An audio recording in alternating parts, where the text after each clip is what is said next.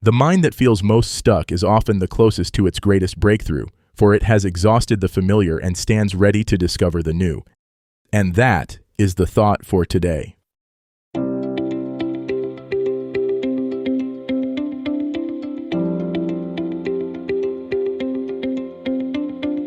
Welcome to 7 Good Minutes. I'm Clyde Lee Dennis. Thanks for joining me for what I believe will be 7 of the most enriching minutes of your day.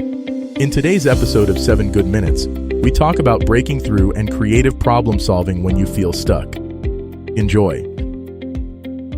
There's a particular kind of frustration that comes when your mind hits a wall. You've been circling the same problem, trying the same approaches, thinking the same thoughts, and nothing seems to work. The harder you push, the more stuck you feel. It's like being caught in mental quicksand. The more you struggle, the deeper you sink. But what if being stuck isn't actually a problem to solve, but a signal to shift? By the end of this episode, you'll understand how to transform those moments of feeling stuck from dead ends into doorways using creative problem-solving techniques that work with your mind's natural patterns rather than against them. The first thing to understand about feeling stuck is that it's often a sign you're trying to solve the right problem with the wrong approach. Your logical, analytical mind, the one that served you well in many situations, has reached its limits. It's like trying to unlock a door with the wrong key. No matter how hard you turn it, it won't work. But that doesn't mean the door can't be opened. When you feel stuck, your brain is actually telling you something important. It's time to engage different mental resources. The creative, intuitive, pattern-recognizing parts of your mind that you might not typically rely on for problem solving. These parts of your brain work differently. They make connections across seemingly unrelated ideas. They see patterns that logic misses. They find solutions in unexpected places. One of the most powerful techniques for breaking through mental blocks is what I call the sideways approach. Instead of attacking the problem head-on, you approach it from an angle.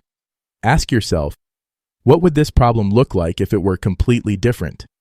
Or, how would a child approach this? Or, what would someone from a completely different field do here? These questions aren't just mental games. They're ways of activating different neural pathways, of getting your brain to make new connections. When you ask how a child would approach your problem, you're accessing the part of your mind that's naturally curious, playful, and unencumbered by assumptions about what's supposed to work. Another powerful technique is the practice of productive procrastination. When you're stuck on a problem, instead of forcing yourself to keep grinding away, deliberately shift your attention to something completely different. Take a walk, do a mundane task, engage in something that requires just enough attention to occupy your conscious mind, but leaves your subconscious free to work. This isn't laziness. It's strategic. Your subconscious mind is incredibly good at making connections and finding solutions, but it works best when your conscious mind isn't trying to control the process. How many times have you had a breakthrough in the shower, or while driving, or just as you're falling asleep? That's your subconscious mind doing what it does best. There's also tremendous value in changing your physical environment when you're stuck. Your brain associates certain locations with certain types of thinking. If you've been stuck at your desk, move to a different room, go outside, or even just stand up and look out a window. Sometimes a change of scenery is all your mind needs to see the problem from a fresh perspective. Consider the power of constraints as well. When we feel stuck, we often think we need more options, more possibilities. But sometimes the opposite is true. Give yourself artificial limitations. How would I solve this if I only had 10 minutes? Or, what if I could only use 3 resources? Constraints force your mind to be creative, to find solutions within boundaries. Don't underestimate the value of talking through your problem with someone else, even if they know nothing about your specific situation. The act of explaining the problem out loud often reveals assumptions you didn't know you were making, or highlights aspects of the situation you hadn't fully considered. Sometimes the person listening doesn't even need to offer advice. Just the process of articulating your thoughts can unlock new insights. There's also wisdom in embracing what I call productive confusion. When you're stuck, instead of fighting the feeling of not knowing, lean into it. Get curious about your confusion. What specifically is confusing? What assumptions might you be making? What would you need to know to move forward? Sometimes the path through being stuck runs directly through the heart of not knowing. Remember that creativity and problem solving are not just about finding the right answer. They're about asking better questions.